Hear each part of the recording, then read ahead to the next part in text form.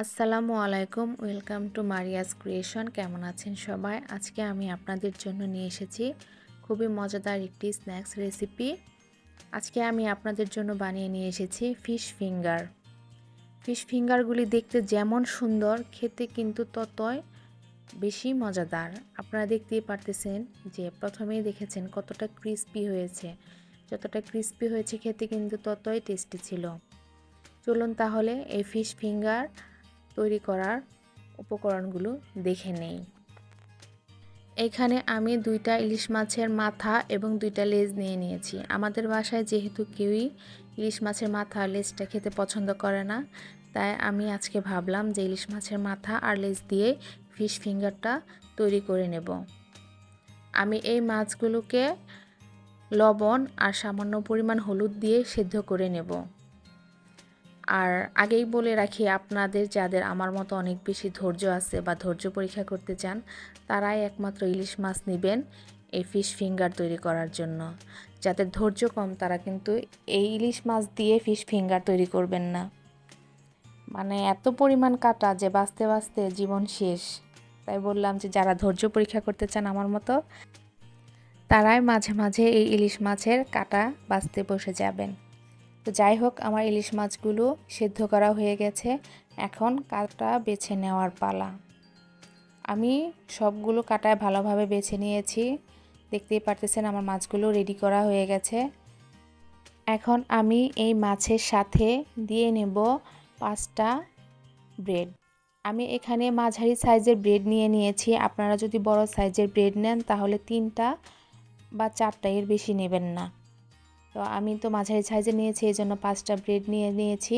আর এই ব্রেডগুলোর চারপাশের যে লাল অংশ আছে এগুলো আমি ছুরির সাহায্যে কেটে নেব। আর লাল অংশগুলো আমি দেব না, শুধু ভিতরে সাদা অংশটাই দেব। ভালোভাবে আমি লাল অংশগুলোকে কেটে নেব। আর এইগুলোকে আপনারা ফেলে দেবেন না, ব্রেড ক্রাম্ব তৈরি করে কোনো স্ন্যাক্স রেসিপি তৈরি করতে পারবেন। তাই এগুলো ফেলে না দিয়ে ব্রেড ক্রাম্ব তৈরি করে নিতে পারেন। এখন আমি সাদা অংশটাকে ছোট ছোট টুকরো টুকরো করে নিয়েছি।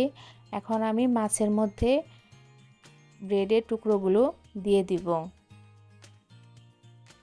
সবগুলো টুকরো দেওয়া হয়ে গেলে এখন আমি এখানে হাফ চামচ মরিচের গুঁড়া, হাফ চামচের একটু কম ধনিয়ার গুঁড়া আর স্বাদ মতো লবণ দিয়ে নিয়েছি। আর এখানে আমি 1 টুকরা লেবুর রস দিয়ে নেব, এতে করে টেস্ট ভালো আসবে।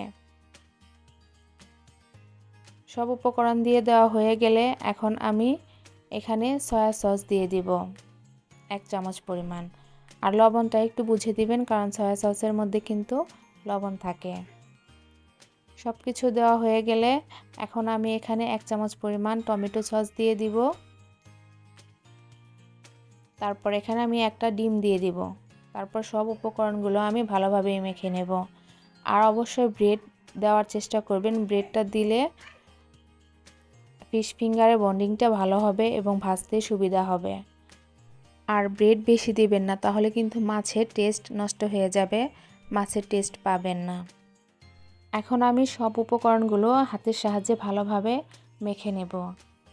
আর অন্য কোনো মাছ যদি আপনারা দেন তাহলে আদা রসুন বাটা ব্যবহার করতে পারেন। যেহেতু আমি ইলিশ মাছ দিয়েছি এই জন্য আদা রসুন দিইনি, ইলিশ মাছের ফ্লেভারটা নষ্ট হয়ে যাবে তাই। এখন আমি এইখানে 1/4 কাপ ময়দা এবং সাথে হাফ চামচের একটু কম মরিচের গুঁড়া আর ধনিয়ার গুঁড়া হাফ চামচের একটু কম নিয়ে নিয়েছি। আর স্বাদ মতো লবণ দিয়ে দিয়েছি। শুকনো উপকরণগুলো ভালোভাবে একটু মিশিয়ে নিব। তারপর আমি আস্তে আস্তে পানি দিয়ে একটা পাতলা ব্যাটার তৈরি করে নেব। দেখতে পারতেছেন আমি কিভাবে করতেছি। সব উপকরণ একটু ভালোভাবে মিশিয়ে নিয়ে পাতলা একটি ব্যাটার তৈরি করে নেব। দেখুন আমার পাতলা ব্যাটার তৈরি করা নেওয়া হয়ে গেছে। এখন আমি হাফ কাপ পরিমাণ ব্রেড ক্রাম্ব নিয়ে নেব। আপনাদের ঘরে যদি ব্রেড ক্রাম্ব না থাকে তাহলে টোস্ট বিস্কুট গুঁড়ো করেও নিতে পারেন। এখন আমি হাতের মধ্যে সামান্য পরিমাণ তেল মেখে নেব। তেল মেখে নেওয়া হয়ে গেলে আমি যে মাছের পুরটা তৈরি করে রেখেছিলাম সেটা হাতের তালুতে নিয়ে হাতের তালুর সাহায্যে এভাবে দেখুন কিভাবে করতেছি আমি ফিঙ্গারে শেপ দিয়ে নেব। এটা বলে বোঝানোর মতো না, আপনারা দেখে বুঝে নিতে পারবেন। আমি আস্তে আস্তে করে ফিঙ্গারে শেপ দিয়ে নিয়েছি। এখন আমি যে ময়দার ব্যাটারটা তৈরি করে রেখেছিলাম সেটার মধ্যে আমি ফিঙ্গারটা দিয়ে নেব। আর এই ময়দার সাথে একটু ভালোভাবে ডুবিয়ে নিয়ে এই ফিঙ্গারটা আমি ব্রেড ক্রামের মধ্যে ভালোভাবে কোট করে নেব।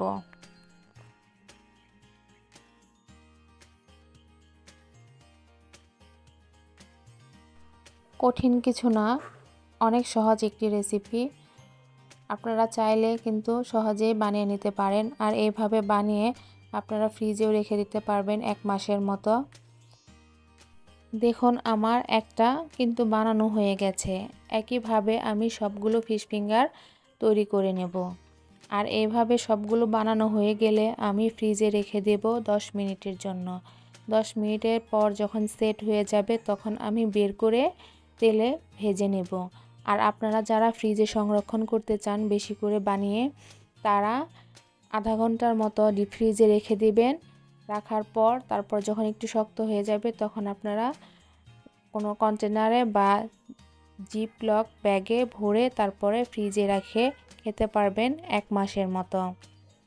দেখুন আমার ফিশ ফিঙ্গারগুলো বানানো হয়ে গেছে। এখন আমি ফ্রিজে রেখে দেব 10 মিনিটের জন্য। 10 মিনিট পর আমি বের করে ভেজে দেখাবো।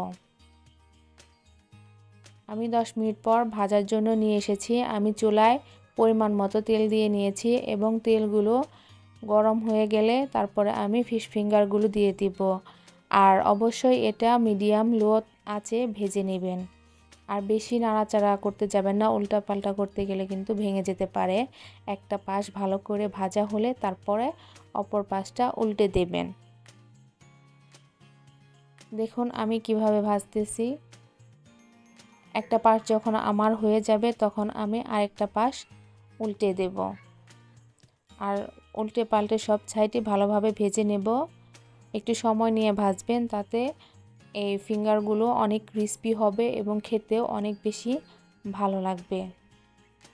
আমার 2টা সাইডই ভাজা হয়ে গেছে আর এগুলো ভাজতে আমার 7 থেকে 8 মিনিট সময় লেগেছে। আপনারা এরকম সময় নেবেন, এক একজনের চুলার আঁচ কম বেশি হতে পারে, বাট এরকম সময় লাগবে। এখন আমি একটি ট্রের মধ্যে কিচেন টিস্যু দিয়ে তারপরে একটা একটা করে ফিশ ফিঙ্গারগুলো তুলে নেব, যাতে এর এক্সট্রা তেল টিস্যু শুষে নিতে পারে। আমার সবগুলোই ভাজা হয়ে গেছে। এখন আমি সবগুলোই আস্তে আস্তে তুলে নেব। সবগুলোই ভাজা শেষ। দেখুন কতটা দেখতে সুন্দর হয়েছে, খেতেও কিন্তু খুবই সুস্বাদু হয়েছে।